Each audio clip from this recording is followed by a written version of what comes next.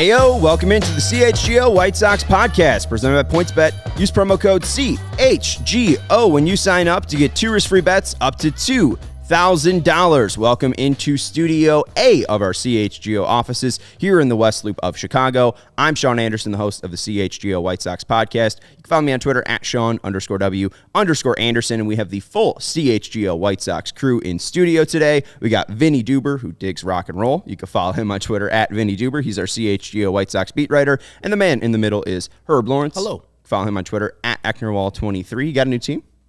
No, I just wanted to wear this hat. It was the only one that was clean. Gotcha. And hey, Vinny said that his Bears hat was dirty, so we just got it's really dirty. A ton of dirty hats on this crew.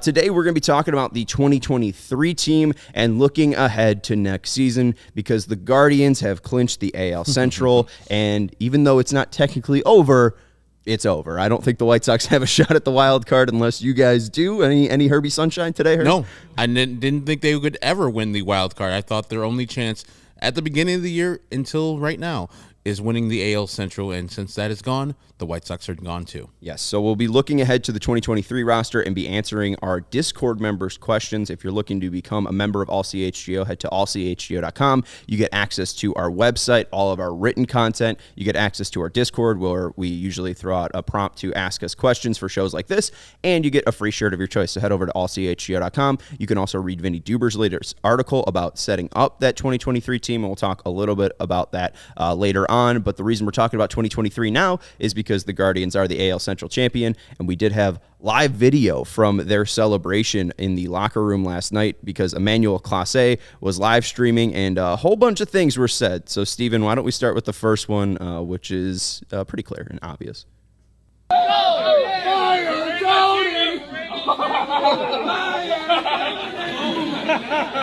So still looking for Tony La Russa to get fired, and then the other one was this. That's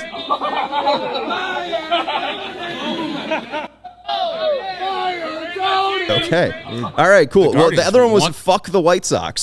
So basically the Guardians celebrating by chanting fire Tony and fuck the White Sox. So clearly they had some edge with Elvis Andrus' comments about that the Guardians will crumble and the White Sox will be able to take advantage of that and win the AL Central. The Guardians were able to put some bulletin board material up on their walls. Whatever is necessary for you to get motivated, any slight, real, or perceived is good for a team to use motivation. You could see all throughout that celebration for the Cleveland Guardians. They say fire Tony.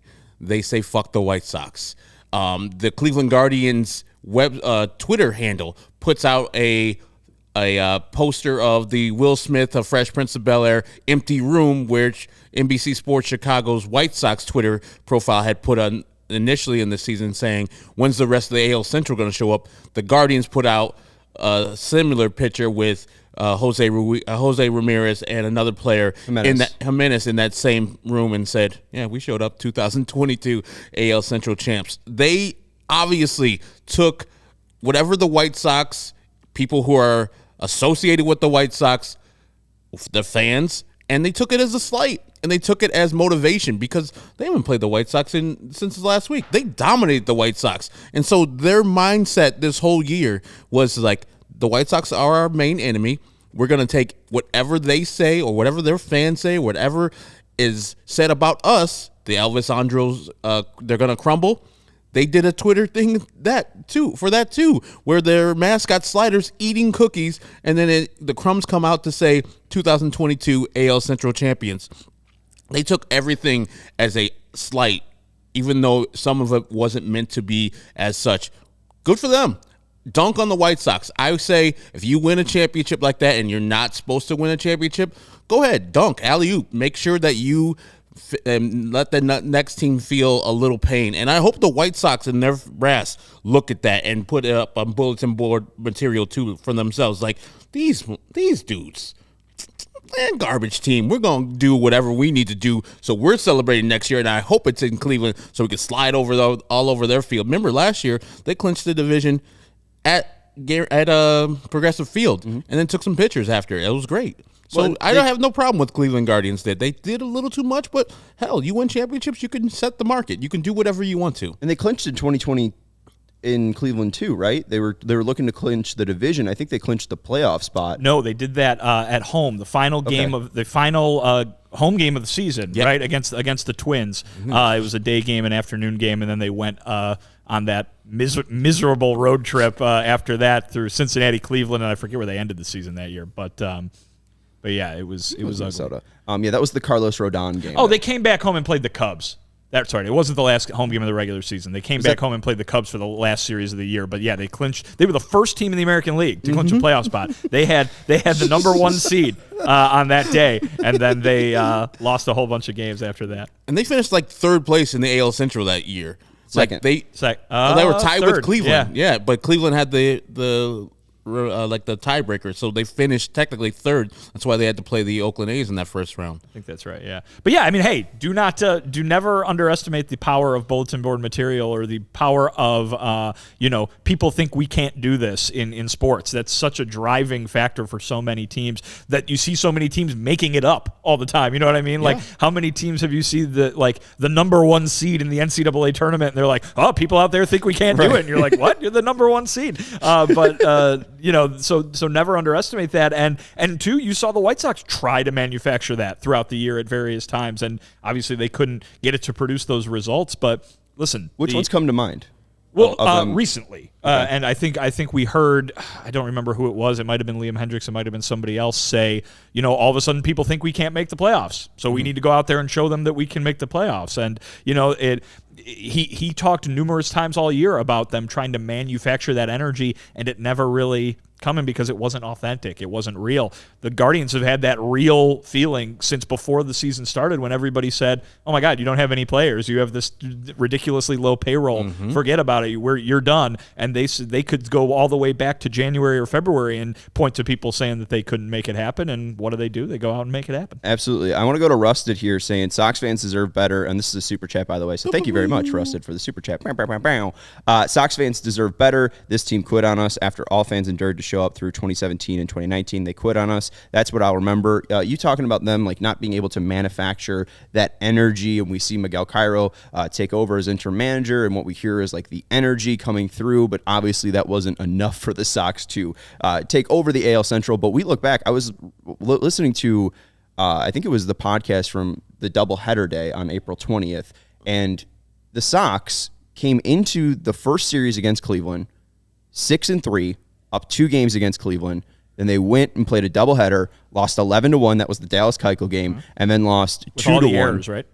Yeah, with all the errors. Yeah, and they were coming into that game first place, 6-4, and left Cleveland never touching first place ever again. So they saw that division or that matchup and were like, oh, it's Cleveland. First series, bad luck. And then they started losing 8 in a row. And then the Guardians probably took that as, we got to beat them now. We got to beat them in June. We got to beat them in July. We got to beat them in August. We got to beat them in September. And it really only felt like the one time the White Sox are like, oh, we need to beat this team was that one game of September. They lost it, and then we stopped seeing that fight from them. And like Russ had said, we see the first time they get swept in a 6-game homestand since 1989. You could say that they quit, especially going up against a Tigers team you were 12-4 against. Now you're 12-7 because you got swept there. It is human nature after you feel like you've expended all the energy. And as Vinny said, he was there that day, saw the players pregame and postgame. They gave great effort on that Tuesday game where they eventually lost to the Cleveland Guardians in extra innings. But when you expend all that energy and it still doesn't work out for you, you could see it's human nature to give up. But it takes a professional to say, you know what, it's not over. And I'm sure that these guys, they gave it their effort that they thought they gave 100%, but you could see you losing to the damn Tigers is inexcusable. Like having the Cleveland Guardians sweep you, that will happen because they're a good team. They play fundamentally sound. They pitch well. The last 2 games were versus Tristan McKenzie and Shane Bieber, so it's gonna be hard to win those games. But the Detroit Tigers, there is where I see the lack of effort, the just throwing the jock out there, just going through the motions type of stuff. And so it takes a professional to say, I got to play for the SOX. I got to play for the name on my jersey that is my last name. So when people look forward, they're like, hey, that putting player name in there is always going to play 100% no matter what. And I felt like most of those players just like, you know what? it's over. 7-2 to the Tigers on Saturday. That was a lifeless game. We lose 4-1 on Sunday with the solo shot from Yohan Moncada. Lifeless versus Tyler Alexander. I mean, it's just not representative of who they are, and I feel sorry for the fans, like Rusted said, that felt like, okay, I believe in this Rick Hahn plan, and it was coming to fruition. 2022, going to the playoffs, awesome. 2021, winning the division, excellent. And I know that, this rebuild's not linear. You don't just stair-step your way up to a championship. But this is very disappointing how they gave this effort. If they would have just lost to the Cleveland Guardians, as the Cleveland Guardians were a far superior team, I think most White Sox fans would have been pissed. But they would have said, you know what, they gave it a good college effort, and the Guardians just were a better team. I don't feel that White Sox fans feel that the White Sox gave all their effort this year and that the Guardians are a far superior team, and they deserve to win that championship. So they do deserve it, but if the White Sox, who we all thought in the preseason, which we were doing in the before the show, everybody thought the White Sox going to win the AL Central. That team didn't show up, and that's why it's disappointing. So tip the cap to Cleveland. They did what they had to do, and they had the motivation. I mean, the best athlete of all time used perceived slights all the time just to get himself up to the next level.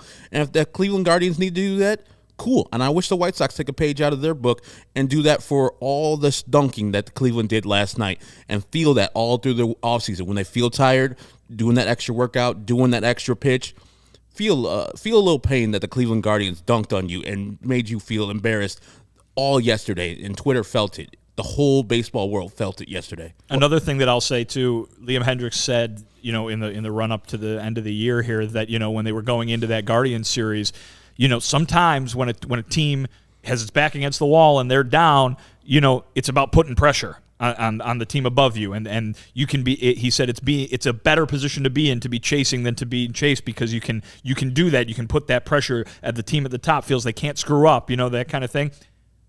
Even with the positions flipped, the Guardians were the team that was constantly putting pressure on the White Sox. Whether it be in-game in the 3 games that they played, by doing their Guardians thing, by running every single ball down the line, creating errors, creating infield hits, by going first to third every time, always taking the extra base, always doing the extra thing, whether it was that or then once they left and the White Sox were playing the Tigers and the Guardians went to Texas, the Guardians just kept winning. Mm-hmm. The Guardians just kept winning and winning and winning. And the pressure was not on the Guardians to be perfect. The pressure was on the White Sox because they saw that margin for error shrink and shrink and shrink down to nothing. The Guardians were the team that were putting the pressure on. They had their foot on the gas pedal all year long. They did not let up at the end when there might have been a chance for the White Sox to sneak in there. They did not let up at all, and you do have to credit the Guardians for what they did. Not just winning baseball games, but the way they played and the attitude that they attacked every game with, not just down the stretch, but especially down the stretch. Mm-hmm.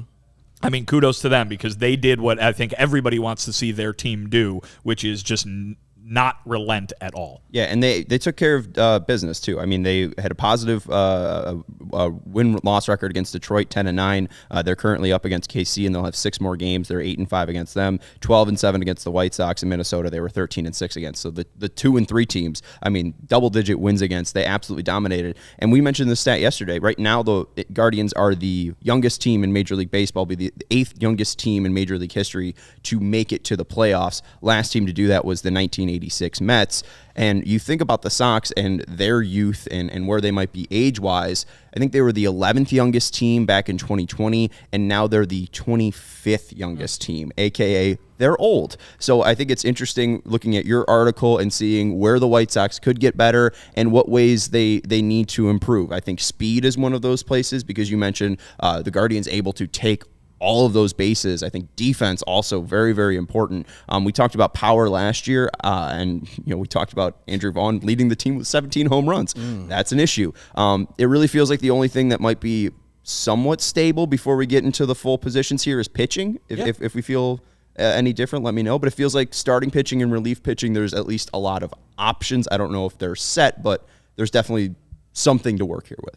Yeah, I think pitching is very much their plus at the moment. And I mean, I think there's a lot of people who could take a pessimistic attitude, especially toward the guys in the starting rotation. You know what I mean? I think for every positive opinion for one of those guys, there's probably a negative one when it comes to keeping them moving forward.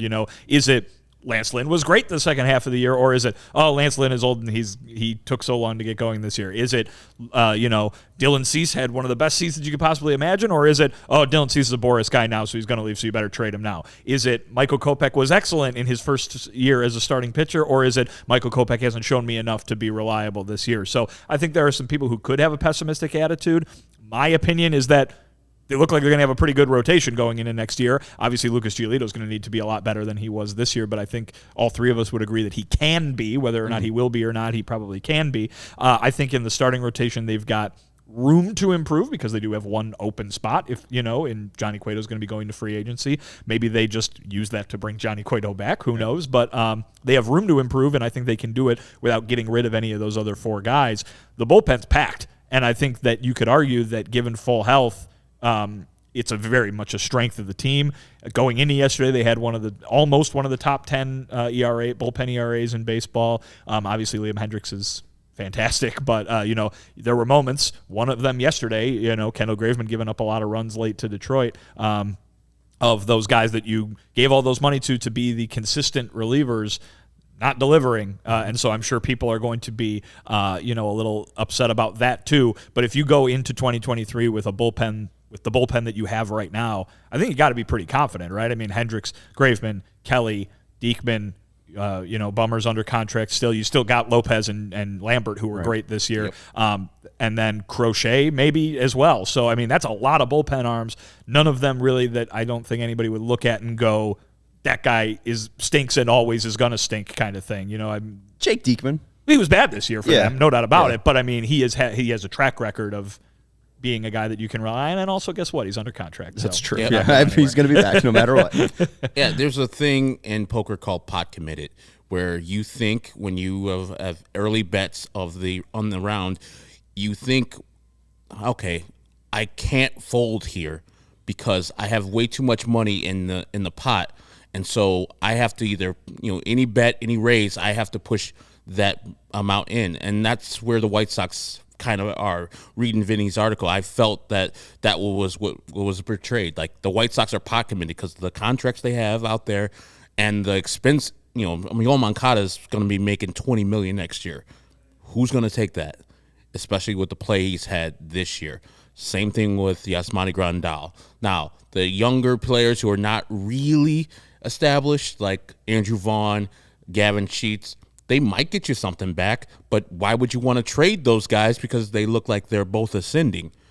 Eloy Jimenez, to me, seems like a guy that's right in the middle. He's the best hitter in the second half for the White Sox, but also one of the best hitters in baseball in the second half. Exactly, and so he's also oft injured. So you're like, okay, can we go through another season with him being injured again?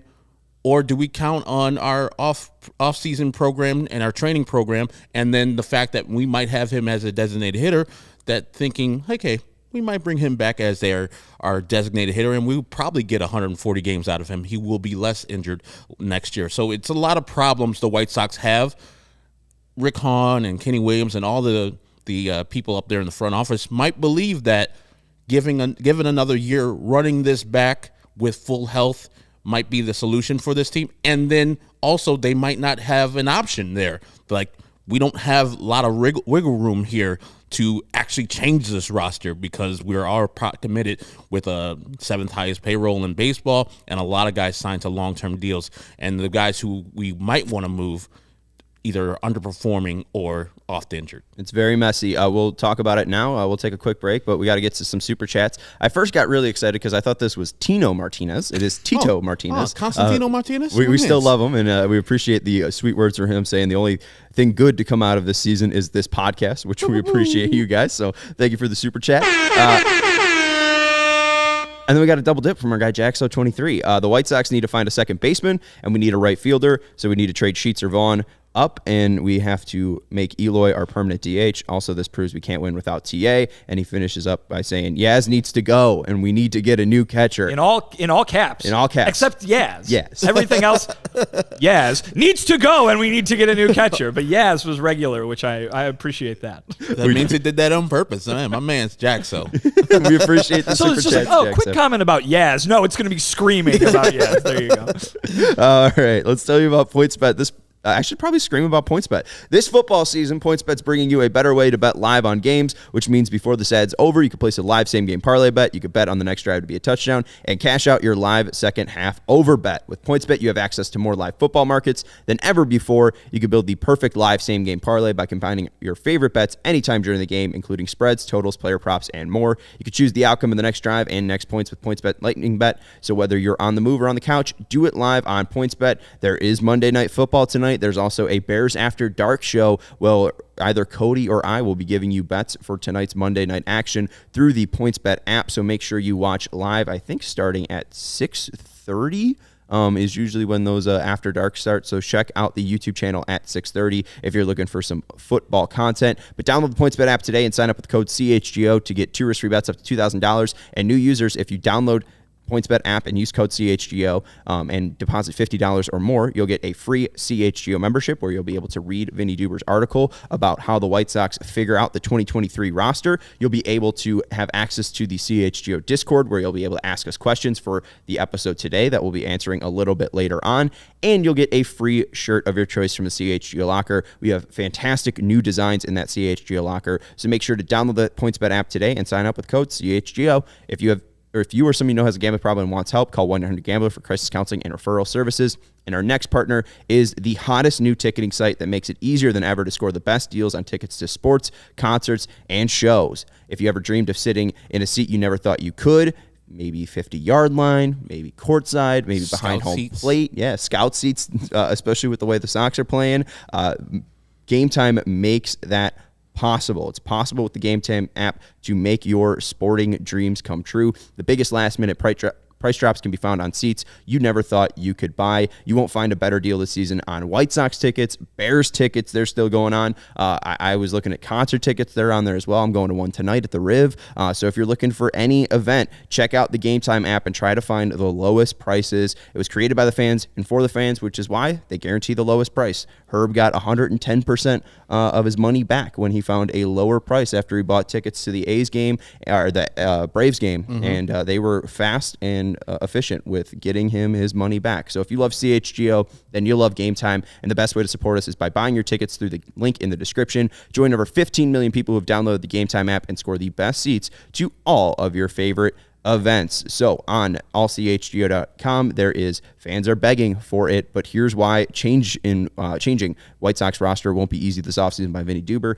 Check out Vinnie's recent article, but let's start with Eloy Jimenez and kind of the idea of where he'll play, because I think it would be difficult for them to move Eloy just because of his contract. I know some people have said $9 million for a player like Eloy isn't too much.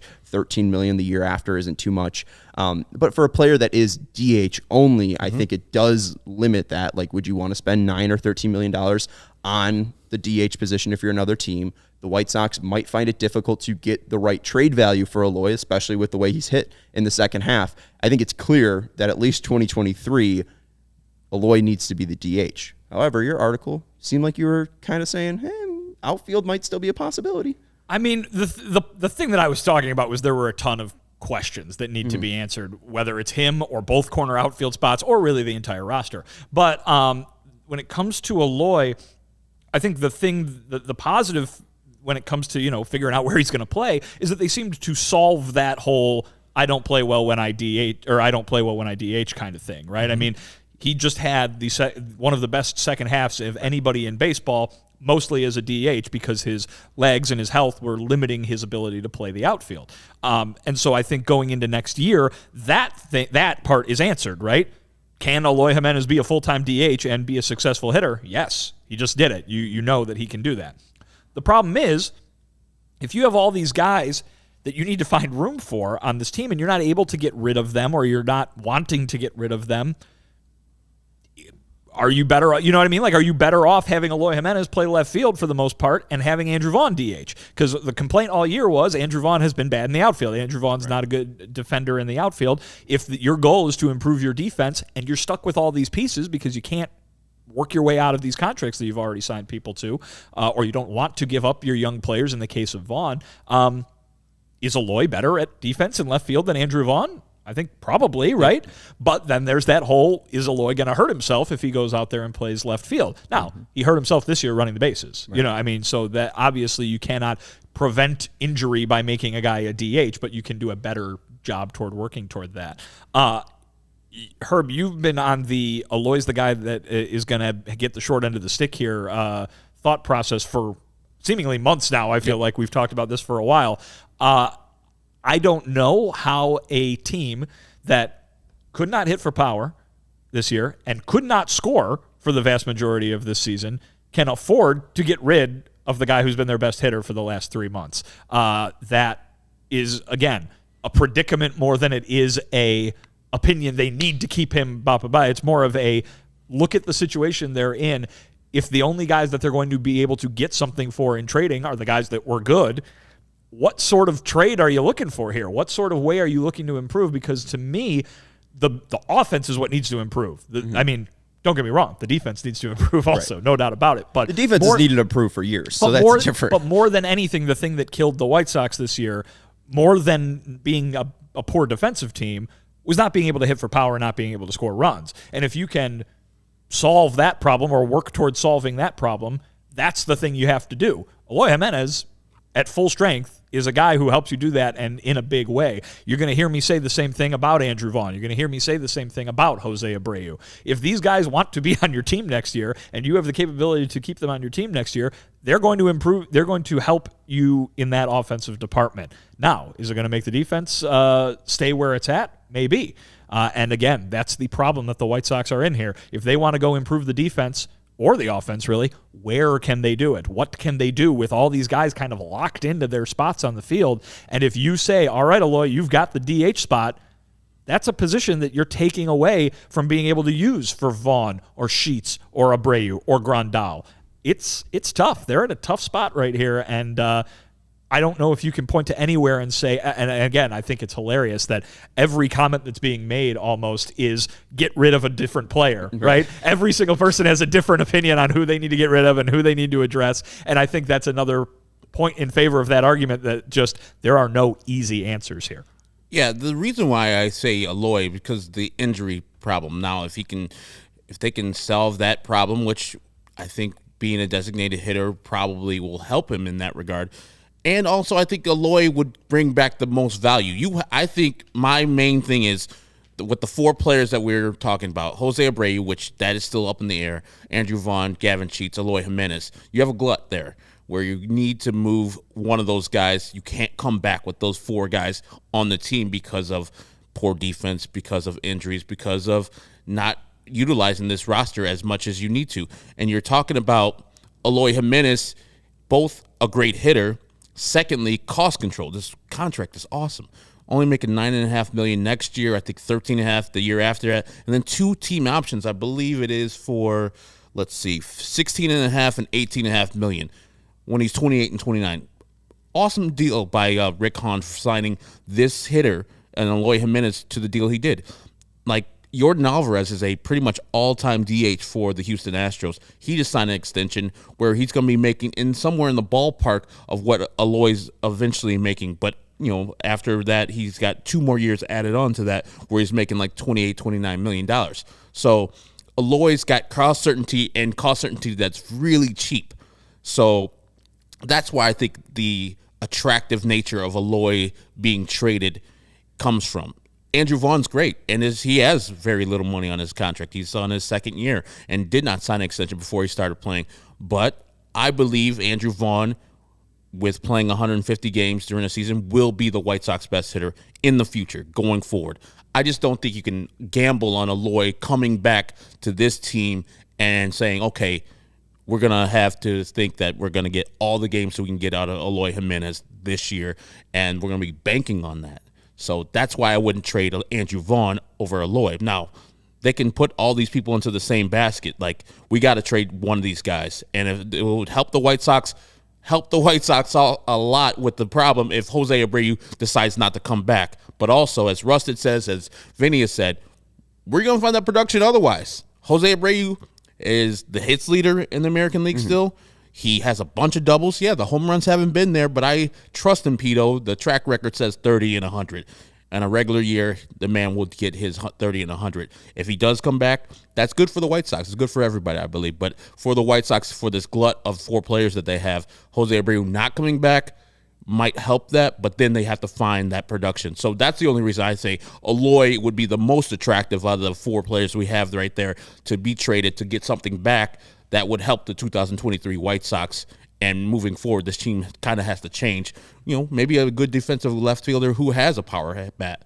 So in this scenario, or a scenario that you just brought up, the White Sox are letting Jose Abreu go, and maybe he just retires and that happens. But I'm just saying, letting him go and trading Eloy Jimenez. So their 2 best hitters are now off the team. Yes. So what are you trading Eloy Jimenez for that is going to make this team better than having Eloy Jimenez and Jose Abreu? I just go with the 2005 thing, and I hate when people do it. I got to do it myself with the Carlos Lee. Like, Carlos Lee was an offensive juggernaut, but the team wasn't moving forward. Carlos Lee, most thought was a selfish player, knew that he was going to be good after the White Sox traded him, but they need to diversify this offense. They need to change the offense. So they got Scott Podsednik to be at the top of the lineup, and they got Luis Vizcaíno for Carlos Lee. Then you can just, diversify the offense and have different ways to scoring baseball. Like, the White Sox not only didn't hit the ball over the fence, the runners in scoring position thing was a big-time thing. They don't really do the first to third thing. They're station to station. Maybe you need a more athletic team where you're playing. If you're trying to play Guardians ball, you can have more athletic players to play Guardians ball, where you're just scoring runs because you're producing when a guy's on second. You're hitting those singles. You're making sure that you can score from second base on a single. How many times have we seen them hit when runners in scoring position, the guys at second, and it just, no, we got to stop you because you're too slow, Eloy, or you're too slow, Jose, or Yasmani, you're too slow. Thanks for the knee brace, Yas. There's been a lot of times like that, and I would love to trade Yohan Moncada, even though I think he could be a top 5 third baseman, or Yasmani Grandal, I think it could be a top 5 catcher. Those guys are on your team next year unless the White Sox eat a lot of money. It's not going to be pleasant. But you got to trade from a position of strength, and I think Eloy, while I guarantee Eloy will hit 50 home runs if he ever plays a full season. He is that powerful. He is that good. But I can't bank on Eloy being healthy to do that. So I just have the White Sox have a problem. As Vinny says in the article, you should read the article. Like, they have a huge problem, but it's also solved by the players doing their goddamn jobs and staying on the damn field. Right, and I think one way they can help Eloy stay on the field is by putting him at DH. And again, I'm talking about getting younger. I'm talking about putting Eloy at DH, which means moving Andrew Vaughn to first base. We already put the full segment up, but I do think the White Sox should move on from Jose Abreu, whether that be because of retirement, which is possible, and he talked about that before the season started. But also, I just think that we've seen enough out of Eloy. You mentioned them talking about how Eloy didn't like being at DH and how he just kind of had to be there because of the injury. And it seems like he's figured stuff out. As a DH in 2022, 187 plate appearances. He's got an OPS of 888. Compare that to the 30 games in left field. It's a 904 OPS. The good news, that's higher than his career OPS before this year. So it seems like him as a hitter, he is growing. And whether that be at DH or left field, I don't think the White Sox should move on from Eloy Jimenez. I think Andrew Vaughn's growing as well. I think he needs some help. There are some concerning signs. I think that he struggles with high heat, and I think he's really struggled with fastballs in general. I mean, we saw what Tristan McKenzie was able to do with him, but I do think that there is more growth there. And if you're looking to figure out contract and money thing, Jose Abreu isn't going to be cheap. I mean, Jose Abreu is at least going to be like $10 million unless he takes an extreme discount to be with the Sox. He is Jose Abreu. He might do that. He's the best. We love Jose Abreu, but also like Jose Abreu is the best. We love Jose Abreu. Yeah, right. I hate Jose Abreu. I hate Jose Abreu so much. I want him to go to Houston. I want him to be miserable in Houston. I want him to get a ring. God. How dare I root on Jose Abreu? No, that's terrible. You hate Jose Abreu apparently. You hate White Sox fans because you want him to be on the enemy. I want him. I want success. But the point I'm saying with Jose Abreu, he did sign a very, very White Sox friendly deal on his extension. So he won an MVP. He might do that again. So, but also people like before he signed that deal, people were like, that was an iffy deal. I mean, like fans did not like it. Right? Not all fans, but a lot, several. I said it. I said definitely you don't re-sign Jose Abreu, and I raised my hand. I messed up there. And Jose Abreu, he signed a $9 million, $16 million, and $14 million deal. Like, the man is great. Yeah. I mean, the $9 million is prorated because of the short season, but he signed a team-friendly deal, and I think he'll do the same. Hey, Jose, what do you want to come back for? This much. Cool. signed. Yeah, well, I mean, if that much is like $25 million, it He's won't be not that gonna- much. he's- But like, still, like, I he's don't know not if it's gonna do if it's fine. We do have some super chats here. Jack So coming in through said we need Trey Turner or Carlos Correa for second base, and I'm not dealing with the revolving door at second base again for this year. Good thing we're going to talk about second base in just a second. And then he said we need to sign Judge from the Yankees. I don't know if In there's all any caps, too. Is there any other Judge? I mean, they might Judy. have a judge. Yeah, I just like that he Lowercase Judge J. Janine. from the Yankees. Judge Reinhold. They want Judge Reinhold. Yeah. Oh, great acting. I think that second base is an interesting spot. You wrote about Josh Harrison, that the fact that they have the option, but also that they're still getting negative value from second base. How do we view second base and what the Sox can do? Because we also heard Elvis Andrus very willing to move to second base, but Tim Anderson hasn't come back. Why would you move Elvis Andrus off shortstop? Because he's the best shortstop on the team right now. So we really haven't seen Elvis Andrus take that second base spot yet, so we don't know if he can even play that. So how do we view second base? Is the current second baseman or the second baseman for 2023 currently on the roster? I mean, I would say no, and that's no slight to Josh Harrison, who's been a phenomenal presence in the clubhouse and on this team for the White Sox. But when it comes to production, really, with the exception of like a hot streak there in the middle of the year, not much to talk about. You mentioned it. I mean, I think the White Sox, from a WAR from a WAR standpoint, have the second lowest production at that position in baseball. It's been the same story for a long time now at second base with the White Sox. But I think the quote-unquote good news, the silver lining, if you will, is that it's one of the few roster spots where you don't have to make one of those really tough decisions. Mm-hmm. You say, sorry, Josh Harrison, we're not going to pick up your option, and then you have an open spot at second base. There you go. That's where you go out and get somebody, right? Everybody wants them to go out and get somebody. That's where you go get them at second base. People calling for a right fielder. A.J. Pollock's going to be on this team next year. Mm-hmm. He's got a $13 million player option that he would be foolish to not pick up, in my opinion. And he would figure to be the guy who's going to be playing most of the time in right field next year. So second base is the spot on this team, just like it was last offseason, where you could go out and get somebody. I believe, that's really the spot where they would go to inject new life into this offense, because as we've mentioned, they've pretty much set everywhere else, and I don't mean set from a everybody else is great on the team, but set from a don't have a lot of wriggle room. Yeah. Yep. Brandon says Josh Harrison 1.3 F4 and 1.5 B4 is not negative value. What I said and what Vinny said in the piece was the position as a whole. General, right, so the position has a negative value, not Josh Harrison. Yeah. And he did play well, especially defensively, but to run back Josh Harrison, I don't think is a good move for the White Sox. I think the White Sox second baseman for 2023 is not on the current roster or on the 40-man at all. You need to go out and find somebody where you got some solid play, some major league play. You can depend on second baseman coming up from the minor leagues and Sanchez and other people, Danny Mendick, getting healthy and maybe securing that spot because he played well in his brief time in 2022. But I think with the lack of moves everywhere else that you have to improve second base. And Elvis Andrus, I understand people want him to be there. I feel the same way about Elvis Andrus as I feel like Johnny Cueto. You caught lightning in a bottle. You caught two guys who are trying to, last hurrah. Hey, I'm on a new team, fresh start, where my old team didn't want me. I'm signing a minor league contract with Johnny Cueto. I'm going to go and cash in at the end of the year. Same thing with Elvis Andrus. I'm on this bullshit Oakland team. It's boring. They got ants in the press box. They're eating Vinny's computer. I'm out of here. Possums. And, I'm going to play well in these last 2 months, and I'm going to go somewhere else and play my position as shortstop. And if I can play, a majority of the games, that'll be great. But to depend on those two guys to come back and repeat the performances they had in 2022, I think is foolhardy. But I can believe the White Sox would do one or two of those moves. But I would say you don't want to do that. You don't want to depend on a 36-year-old Elvis Andrus to repeat this that he's done so far at a different position. Well, right. Also, Joe says, what's wrong with Elvis at second base, though? What's wrong with Elvis at second base is that Elvis never played second base. Right. Yep. And you listen, that's a fine solution for, we got 15 games left. We're trying to make a playoff push. He's hitting hot bat right now. Tim Anderson's coming back. We don't have anybody better to put at second base. Go ahead and try it out.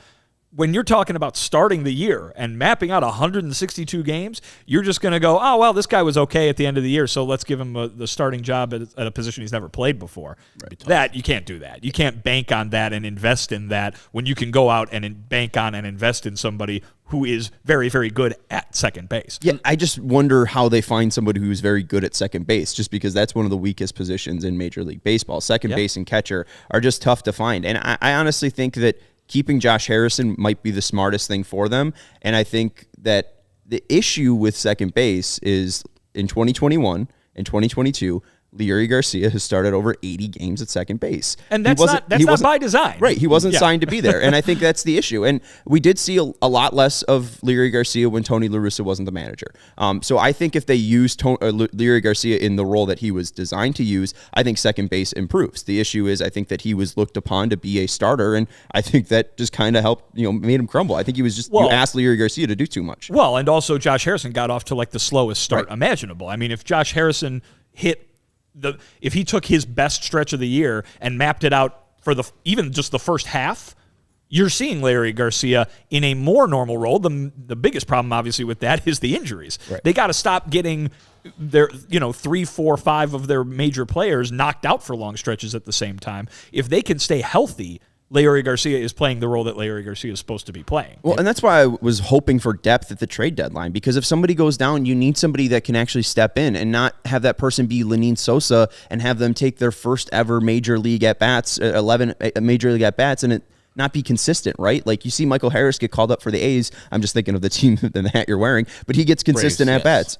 Braves. I keep saying the A's because it's an A. Yeah. But you see when Vaughn Grissom gets called up for them as well. Like he gets consistent at-bats. Lenin Sosa still shown some promise. You look at AAA, he's the age difference there is 4.3 years. So, I mean, he is 22 years old going up against well-seasoned guys, and he's got a slash line of 298, 350, 474, 825. In Birmingham, he had an OPS of 933, 9 home runs in Charlotte, 14 in Birmingham. I think there's potential there. But if you have Josh Harrison be the starter, Leury come in when you need him to, if it's a spot start, if Danny Mendick's healthy, I think there's enough depth at second base to survive. I think Josh Harrison was fine enough to be the main starter. And if you need to move on from him by the middle of the season, well, that's going to be easier to move on from that 5.5 than it is to cut that 5.5 early on. I think Elvis Andrus bringing him back to play second base, sure, maybe, but I think he's going to cost too much because he just had a great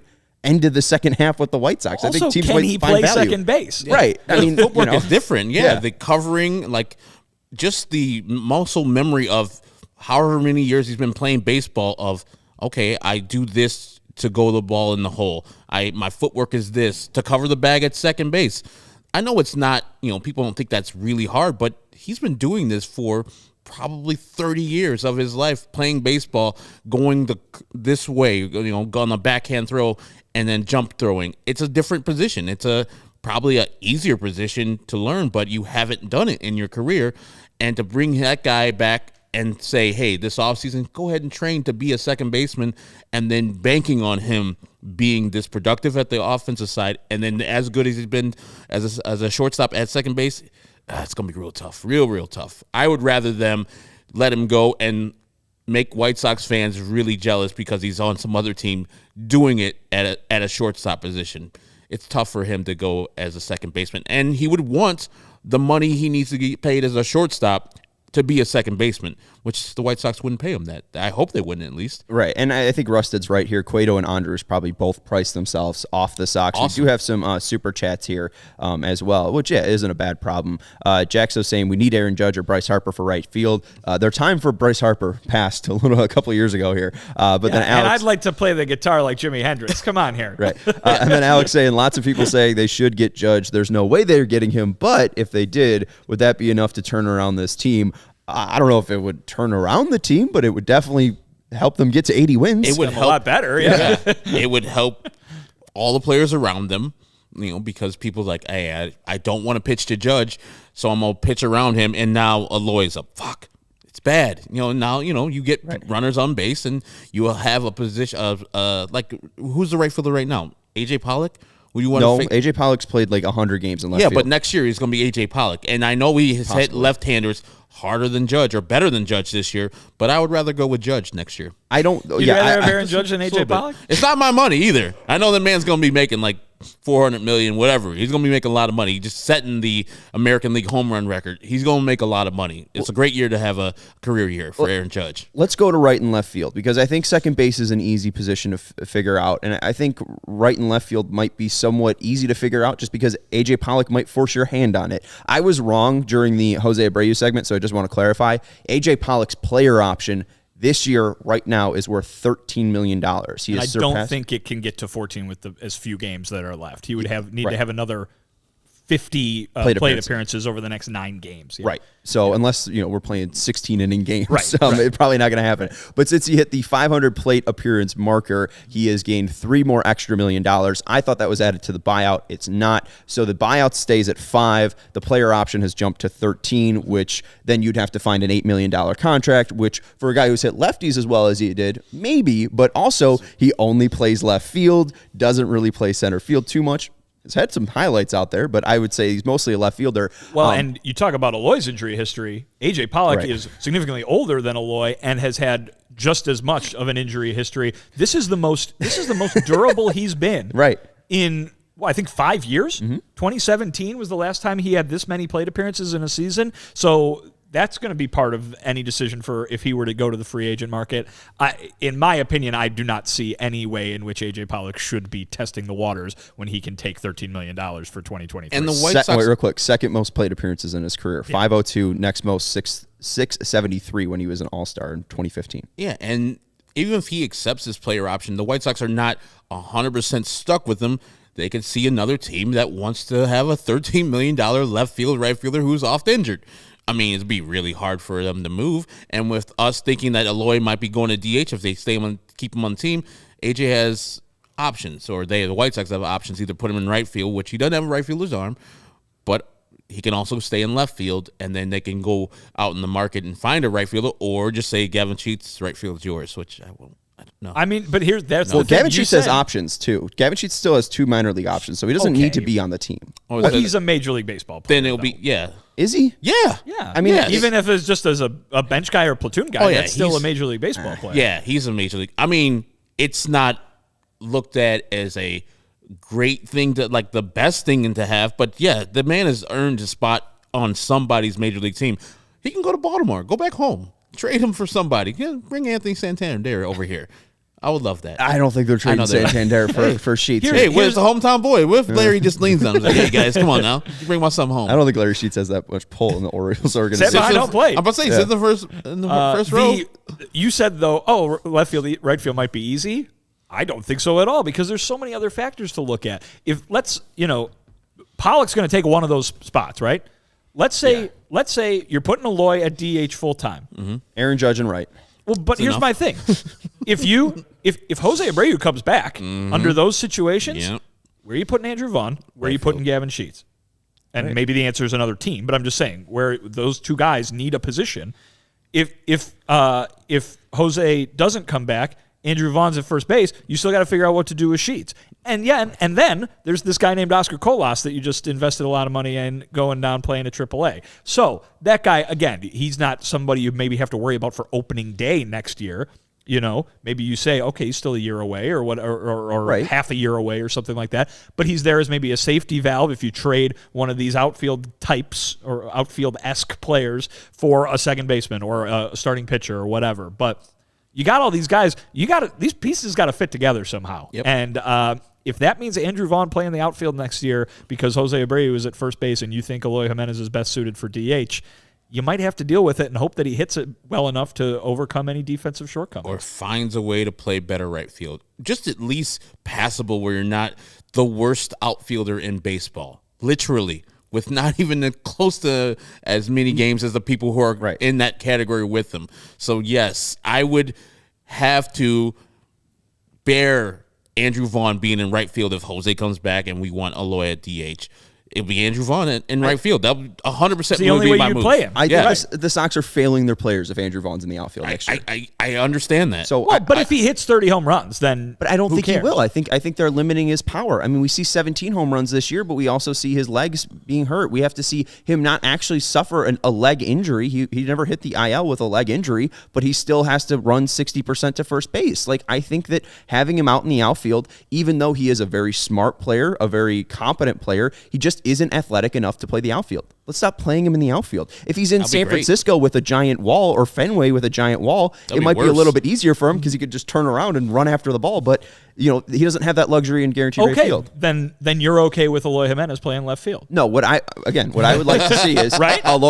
Seriously, this is the problem that they have. I'll take you through. Eloy at DH, Andrew Vaughn at first base, AJ Pollock in left field, Oscar Colas in right field, and I think that if they want to make a big signing, I think Brandon Nimmo makes sense for right field. I think it's not a major signing like Andrew Judge, but I think it's in the ballpark of possibilities going out and getting a guy like Nimmo. But what if Jose comes back?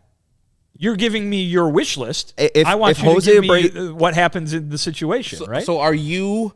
If I'm the Rick Hahn and Jose Abreu says I want to come back, I'm saying thank you very much for your time. We'll retire your jersey later. We'll come back when you're visiting on a different team. But if that doesn't happen and he's the first baseman, are you saying, okay, Andrew Vaughn has to be traded because he can't play right field? I mean, well, yeah, I would say then if Jose Abreu comes back, they're choosing either Eloy then or Andrew Vaughn. That was what I think that segment we clipped up was basically talking was they've invested money into Eloy Jimenez, they've invested a draft pick into Andrew Vaughn, and now Abreu's contract's up. So if they want to recommit to Jose Abreu, that means they have to uncommit to either Eloy Jimenez or Andrew Vaughn. So I mean that's how I see it playing out. If Abreu comes back, then one of those two needs to go. If I was a GM, I would keep keeping those other two and letting Abreu walk. In the worst case scenario of everybody coming back, what I would do is, of course, Jose Abreu at first base.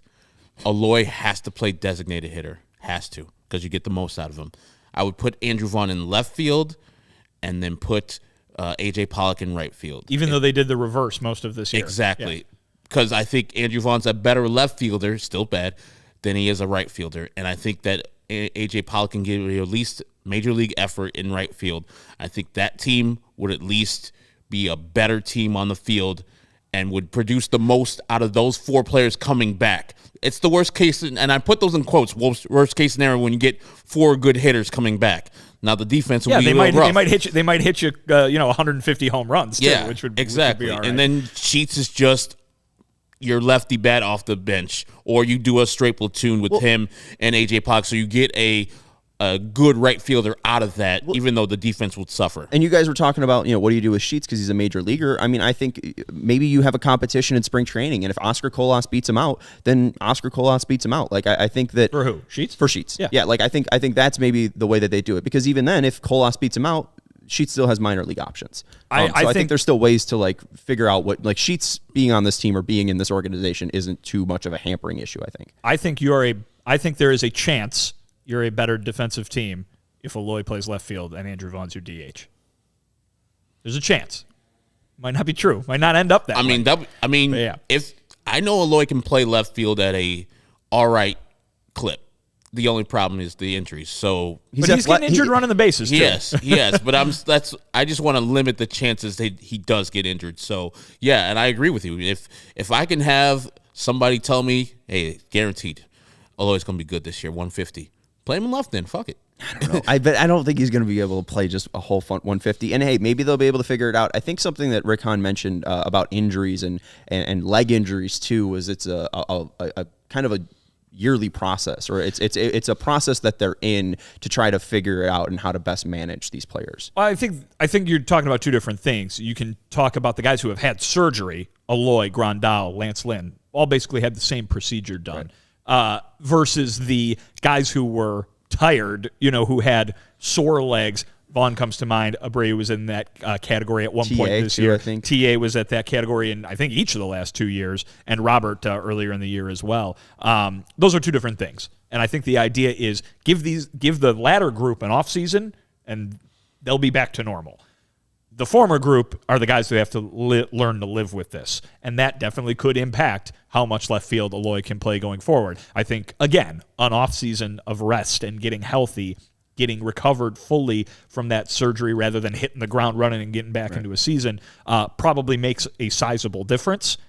But it is something that moving forward is a thing, and I think that maybe that does become a big factor in determining who plays left field next year, or at least where Eloy plays next year. Yeah, so left field, there's question marks. Right field, there's question marks. DH, first base, second base. But it seems like catcher, third base, and shortstop are pretty solid now. And starting pitchers. And center as well. For the most part. Starting pitchers, I think there's 4 that are currently on the roster. Maybe they bring back Cueto, but I think we'll see more about that later on in the offseason. And I wouldn't even mind mind tough to judge. Davis Martin coming back as the 5th starter. Hey, he could be the 6th starter. That's fine with me. Let's take a break real quick and then get into your questions. Chicago, you've already got the best coverage for your favorite teams. That's us. And hey, we got to 20,000 YouTube subscribers, so thank you everybody for supporting us even on this off day. So get fitted in the best sports gear around. Foco has got you covered from Soldier Field to the French Room, north or south side, with hoodies, slippers, signs, bobbleheads, and everything in between. Get decked out like a Damar with apparel from the leaders in sports merch and collectibles. Foco, looking for the perfect gift for the football fan in your life? Foco's got you covered with the hoodies that fight that Lake Michigan breeze, my friends. So it's getting down to hoodie and shorts weather. So check out foco.com and click the link in the description below. And for all non-presale items, use the promo code CHGO for 10% off. Again, they got great bobbleheads on there. They got great apparel as well for White Sox fans. Maybe you're looking for Bears gear. Maybe you're looking for Hawks gear. Maybe you're looking for Bulls gear, right? They got all the 4 major sports over on foco.com. So check them out at foco.com. And again, all non-pre-sale items use promo code CHGO for 10% off your first order. All right, let's go to our questions. If you want to ask us questions for some off-day shows, especially during the off-season, check out allchgo.com. Become a member. You'll get access to All CHGO and all of our writing and all of our articles on there, like Vinny's piece that we just kind of discussed here about how to fill out the roster in 2023 and what parts are locked down already. You can also ask us questions in the CHGO Discord, and you'll get a free shirt as well when you sign up. So let's go to an easy one first, and this one's from our guy, Will M., and he says, what team are each of you cheering for the rest of the way? Maybe not cheering for, but is there a team that you'd like to see win the World Series? I mean, Padres for me. There you go. 100% Padres. And then this weekend when the White Sox play them, I'll be cheering for the Padres because they can improve. Actually, I'll be cheering for the White Sox because right now the Padres are the 5th spot. If the playoffs would start to now, they would be playing this team, the Atlanta Braves. You don't want any parts of the Atlanta Braves. None. Zero. They're great. Not good. Great. And so them going to the 6th spot where they play the St. Louis Cardinals, a little bit better for them. So I'll be cheering for the Padres to do well, but maybe the White Sox this weekend to take a couple games so they can go down and Philadelphia Phillies can go up in their spot and they play the Braves and lose to them. I think there are two ways you look at it, right? You always want to see, a quote unquote underdog do good, or at least a new face in the playoffs, right? Seattle Mariners would be fun to see them do something after being out of the playoffs for more than 20 years. And then of course, Sean, your guys, the Mets, they haven't been there in a while. But then there's the other side of that coin too, which is I'm one of these people who likes to see a championship awarded to a team that has played really well from beginning to end. I think that's why you've got to look at, some of these teams who maybe with the way their regular seasons have gone over the last many years should be talked of as like a dynastic team, you know what I mean? Like the Dodgers, the Astros, who everyone hates. Those teams have been so good from start to finish. And then also, nobody on this show is going to back this up in any sort of way, but if you're talking about an underdog, if you're talking about wanting to see a team run all over the Astros, Cleveland Guardians might be a team that you want to look towards. If it's the Astros versus the Guardians, I'm 100% on the Guardians side. Not even close. Because my hatred for the Astros, especially now that Michael Brantley's been out for the rest of the year, is enormous. There's no redeeming qualities on that team. Dusty Baker winning a World Series would be cool. It would be. You're right. Yeah. I'd rather have Tito get his third than Dusty have his first. Dusty would get into the Hall of Fame if he won the World Series. He might get in without it. He should. I think he might get in. Yeah. No matter. I mean, that's just a baseball lifer right there. Yeah. He's put in the work. He's devoted his life there. Slogged through those Cubs seasons. Oh, man. He coached the Reds and the Nationals. And Poor guy. Got him to the playoffs, both those teams. Oh, man. And then got fired for it. I think Guardians definitely weirdly are up there just because I think it would be hilarious if they did, spending $35 million in winning the World Series. They're up to 65 now. Right. Well, opening day payroll was 35. I think, though, I would like to see probably the Mariners. It's just tough to say any other team that hasn't been there since 21 years. And the fact that they made those deals, like going out and getting Castillo, if Julio Rodriguez is able to like carry them through the World Series, I think that'd be a fun team. But really, I don't want to see the Yankees win. I don't want to see the Astros win. I don't want to see the Mets win. They're not my team. I don't want to see the Dodgers win. I'm good. You know, like let's see somebody else. Like it was fun with I don't want to see the Cardinals win it. You know, I'm rooting for the underdogs here, which unfortunately means the Guardians are one of those teams. So you're a Phillies fan. You got a Phillies hat. Yeah, I got a Phillies hat. I mean, my guy Schwarber would win it. So, that'd be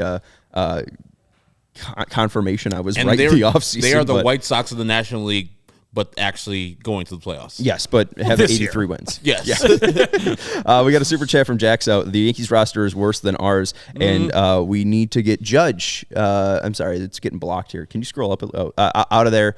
And I'm rooting for the Mariners and the Cardinals and the Phillies. I think if Judge was off that Yankees roster, I mean, it looks extremely different. I mean, their best player is then Giancarlo Stanton. They really haven't gotten that from Gleiber. They have Torres they have Cole as well as their ace, but I'm not too worried because that team, if they lose Judge, they're probably just going to spend the money to make up for it. Yeah, they'll be fine. They'll get Correa to do something. Anthony Rizzo's having a good year. The Yankees will be fine. Even the year that they were tanking and we did the trade with them, they just re-upped. The Tito Polo deal? The Tito Polo deal. That's how everybody's going to remember it. That brought us Blake Rutherford.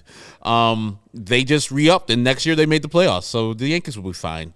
They definitely have a better roster than the White Sox currently too. Yeah, I would say so. Even though they have Josh Donaldson. Well, and look at their minor leagues as well. He's doing well. Their minor leagues are just extremely well. Stacked. Quintana Roo is the Mexico team that Tito Polo is playing for. He has 12 home runs and has an OPS of 921. So, hey, bring back Tito Polo. Tito Polo. Let's go to the next question. This one's from K Jelly asking, if this season doesn't get the front office fired, what will?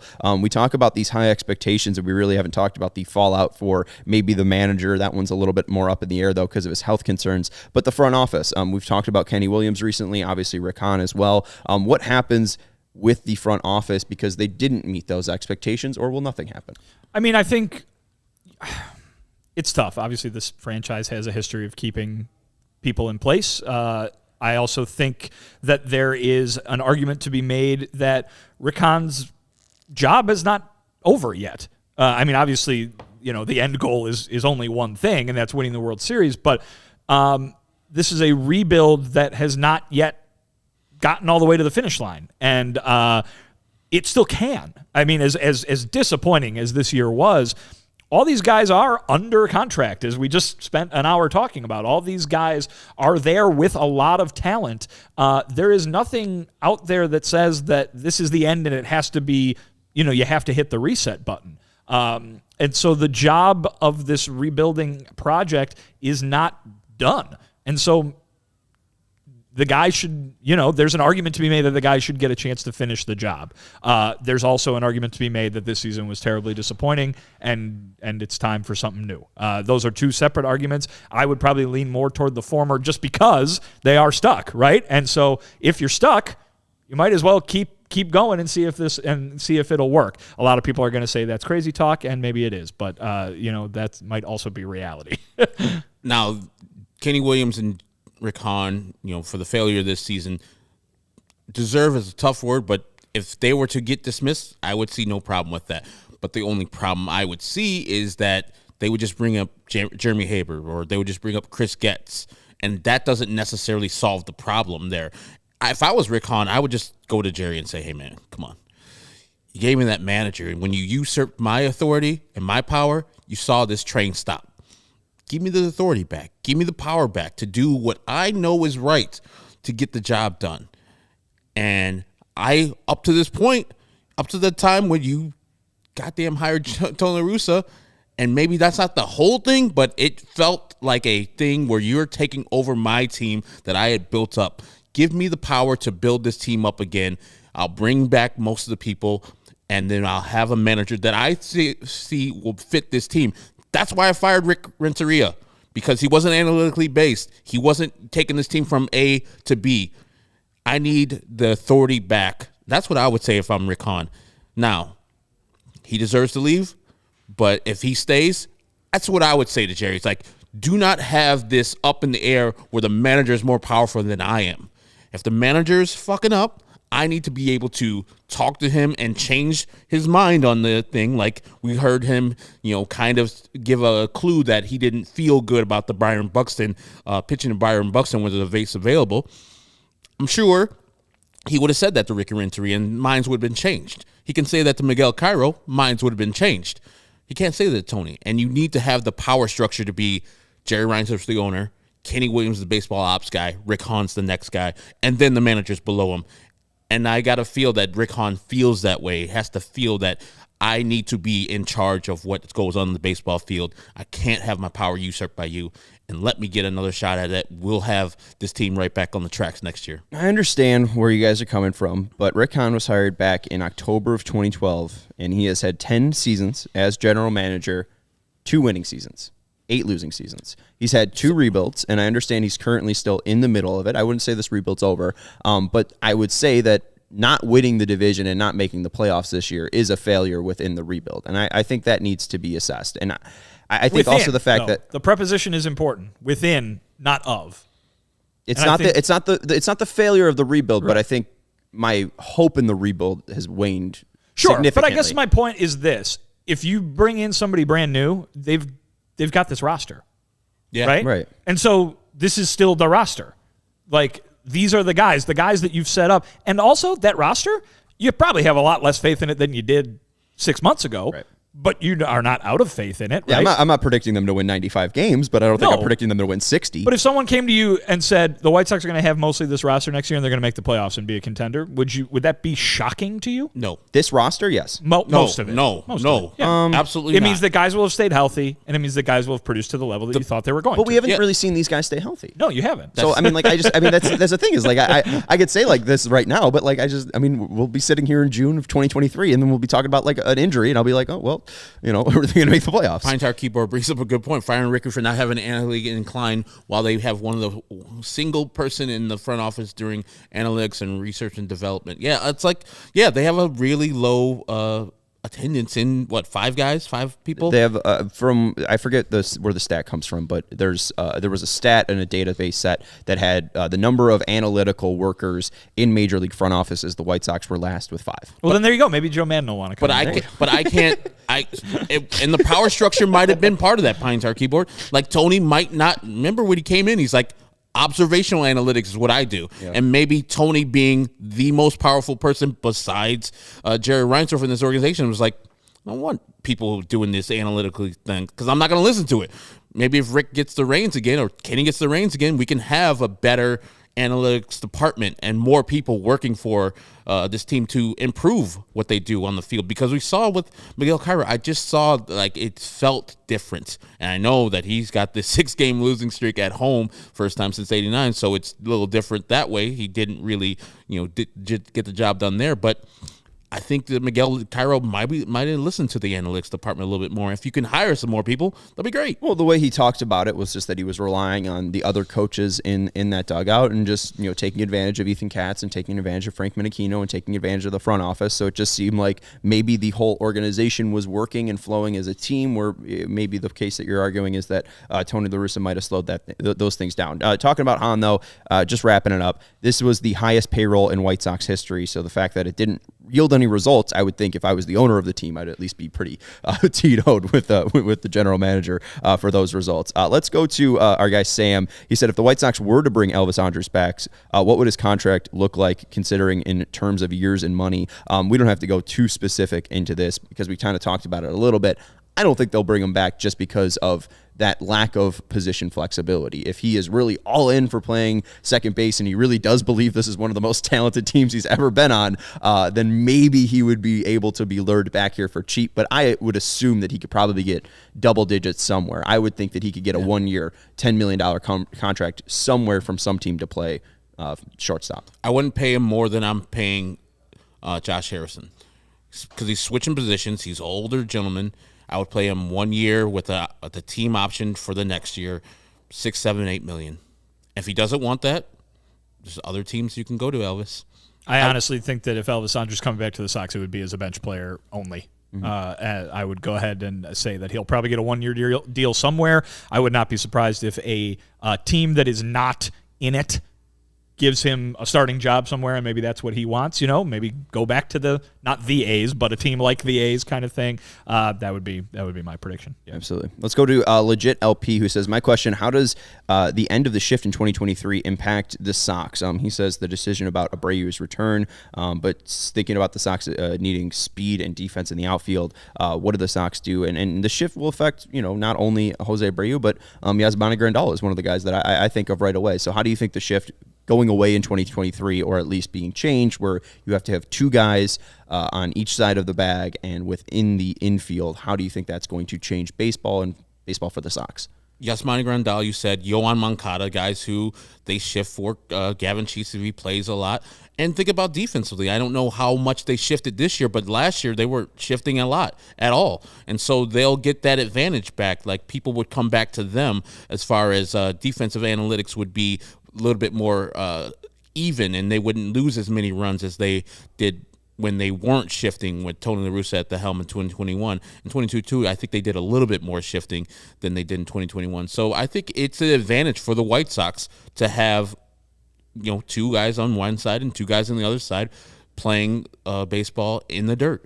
And I think they get a little bit better with the shift in there. They're going to give up more hits. They're going to get more hits.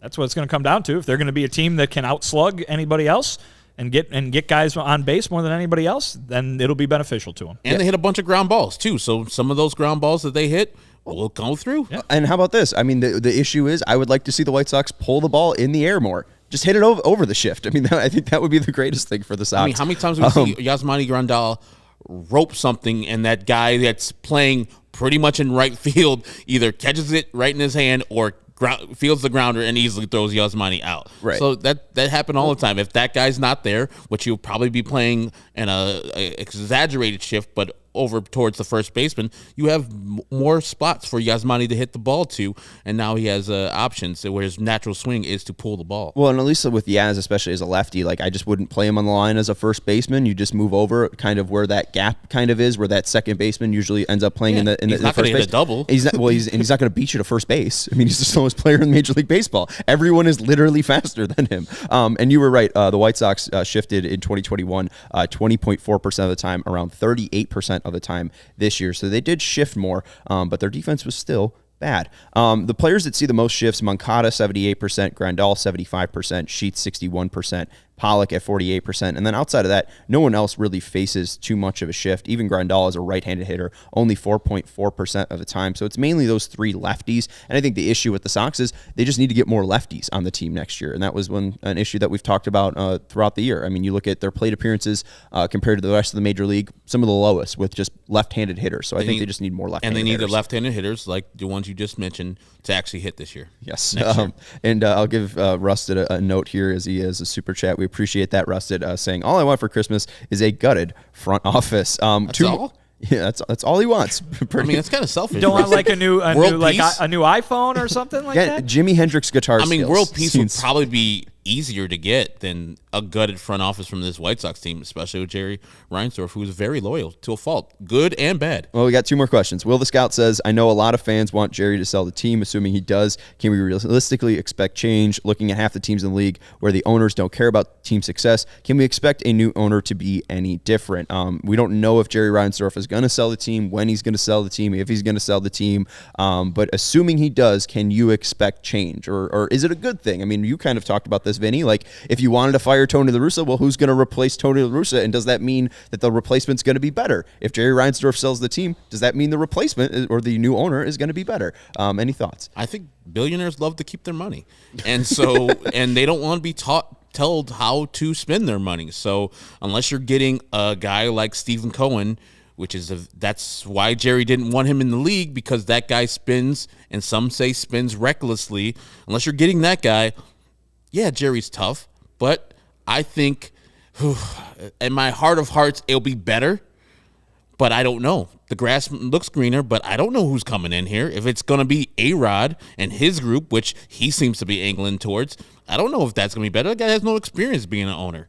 I want a person that... Well, he's the half owner of the Twins right now. Or the Timberwolves. Timberwolves, yeah. But he has no experience of being a major league owner. That's true. Making decisions on a day-to-day, spending money. Like, I want a person that has done the job, for a long time. Mark Cuban comes to mind.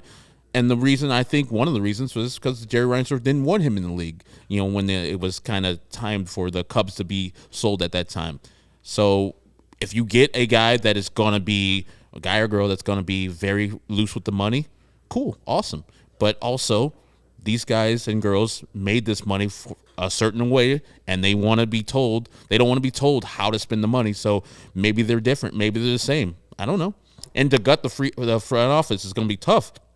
They do things a certain way in Chicago. They've done it since he got the team in '81. So it's going to be like a teardown, which you would not like. And it'll take many years to get back to the level that you guys think the White Sox should be if Jerry Reinsdorf dies and they gut the front office and do whatever they need to do. I don't know if I have enough time to do that again. I'm 43. You mentioned it, Sean. They're seventh in baseball in payroll this year. I mean, I'm not saying that all the problems were solved because of that, because obviously they weren't.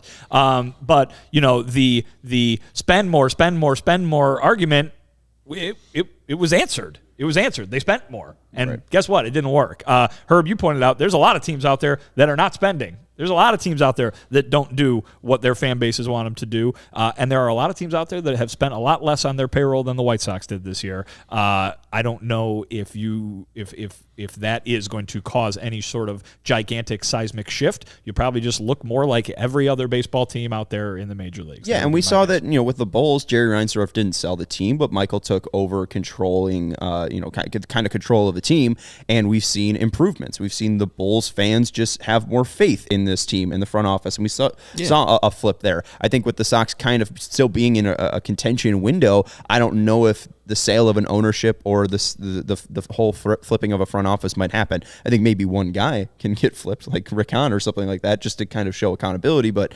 I think large change might be difficult. If a new owner does buy the team, though, maybe a new stadium would also lead to more money, but it's a lot of what ifs here. Final question here, and then we'll wrap this very long episode up. But what do you guys see as the highest profile target the White Sox could realistically land this offseason? Is there one that sticks out to you? And if you can't give me a specific name, what position? One position should they? Second base. Second base. The premier second baseman. Yes. I can't give you a specific name, but always good to have a starting pitcher. And we got the question mark with Johnny Cueto, and I said I would love to have Davis Martin back, but there's never a bad time to get a top-of-the-rotation starter and then move all the rest of those guys down so Lucas Giolito comes in as the fifth starter next year. And that's not a terribly difficult move for them to make. Yep. Mm-hmm. They've got an open spot in the rotation. They could do that. Yeah. Right. So it's either Cueto or maybe they go out and sign somebody who has a little bit more length to them, right? Maybe a little bit longer of a career on them. So we'll see what happens. We'll have a lot of discussion on all of these topics coming up in the offseason because we'll have a lot of time. This was a nice little preview. It was fun. A nice little opening salvo for the offseason. And I think we went an hour and a half. So my bad on that, folks. Thank you guys for joining us. Thank you, everybody in the Discord for the questions. Again, you could sign up to be a member at allchgo.com. You get access to reading Vinny's articles and all of our writers' articles. You get access to the CHGO Discord, and you get a free shirt of your choice. That's Vinnie Duber. You can follow him on Twitter at Vinnie Duber. He's our CHGO White Sox beat writer. That is Herb Lawrence. You can follow him on Twitter at Acknerwall23. He's the CHGO White Sox community leader. And I'm Sean Anderson, the host of the CHGO White Sox podcast. You can follow me on Twitter at Sean_W_Anderson. Thank you to Stephen Nicholas for producing the show, and we will talk to you tomorrow for the Twins and White Sox game. I think that one starts at 7:40. I think it is. 7:40. 6:40. Okay, 6:40. So we'll see you at 6 o'clock tomorrow. Go White Sox.